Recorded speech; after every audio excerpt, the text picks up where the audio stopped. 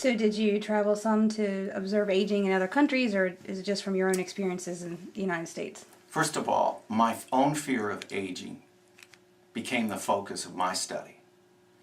And I didn't understand why America dealt with aging the way it did.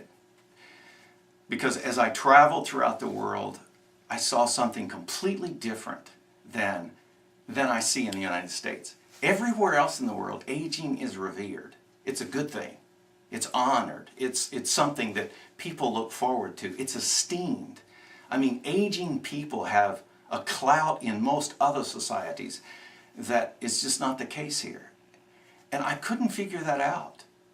And it was almost as if as you got older, you got better. Everywhere else in the world but here in the United States. And I began to ask myself the question, why? And obviously America worships youthfulness. But one of the things that I began to realize as we age, we become this social and economic burden to our society and to our families. And what everybody else in the world sees as a privilege, as something to celebrate, in the United States we see it as a burden. We see it as a solvable problem, something that we've got to deal with, and a responsibility that is going to hamper our freedom and our lifestyle. That's how we see it in the United States.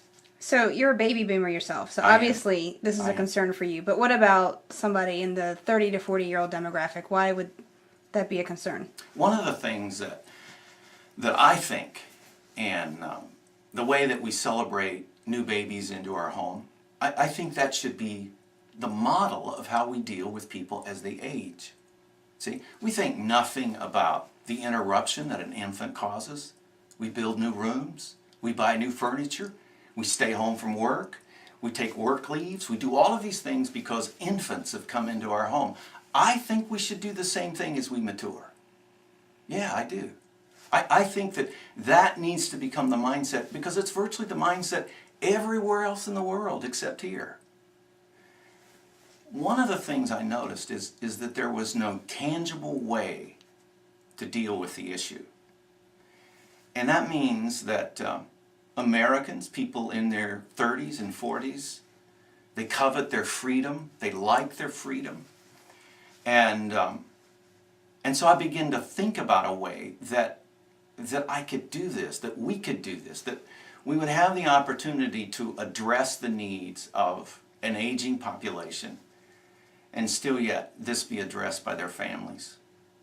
And this is what my research said to me. The greatest fear that we have as we age is being isolated from the people that we love in the final stage of our life. And that's the greatest fear I have.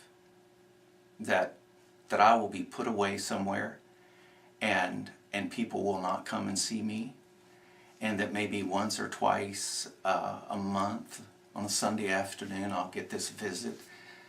That is the greatest fear that I have, and what I discovered is it's a fear we all have.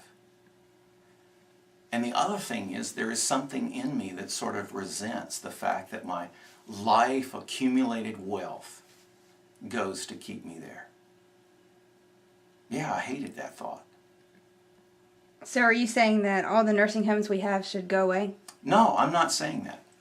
I'm just saying there virtually, presently, is not enough options.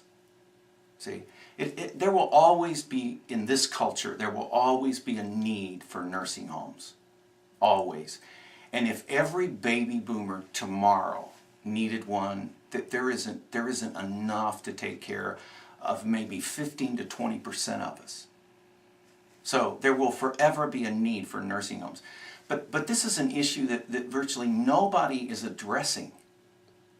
And those who are endeavoring to address it think it's all about more money and bigger institutions and all of these kind of things. When in reality, what people want is to be close to their families and it not take all the money that they have, that they've accumulated throughout their life.